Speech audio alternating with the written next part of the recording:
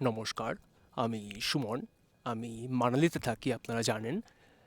আর এই মুহূর্তে আমি মানালিতে নেই। মানালি থেকে অলমোস্ট ৭০ কিলোমিটার দূরে চলে এসেছি বিজলি মহাদেব মন্দিরের ঠিক সামনে। পিছনে দেখতে পাচ্ছেন অসাধারণ সুন্দর একটা ভ্যালি। অ্যাকচুয়ালি এই যে মন্দিরের এখান থেকে অনেকগুলো ভ্যালি একসাথে দেখা যায়।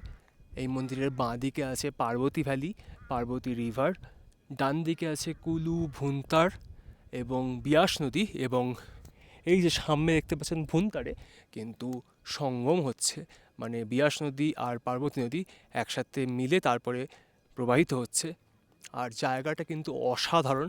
৭০ কিলোমিটার আমার প্রপার্টি থেকে, ওখান থেকে কুলু এলাম। কুলু থেকে তারপরে বেশ কিছুটা চড়াই চড়তে হলো, প্রায় ১৮-২০ কিলোমিটার মতন।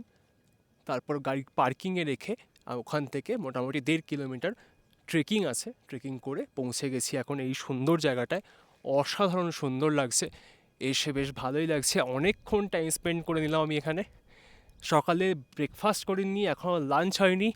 আর আমি ৭টা কত বেরিয়েছিলাম, এখন বেজে গেছে ১২টা ২০।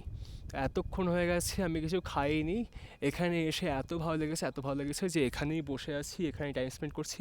আজকে ওয়েদারটাও খুব ভালো আছে, রোদ নেই, হালকা মেঘলা আছে, বৃষ্টিও হচ্ছে না। যদিও বৃষ্টি কিন্তু যখন তখন আসতে পারে, বাট স্টিল আমি এখানেই বসে আছি কারণ এত সুন্দর লাগছে, যেতে ইচ্ছাই করছে না।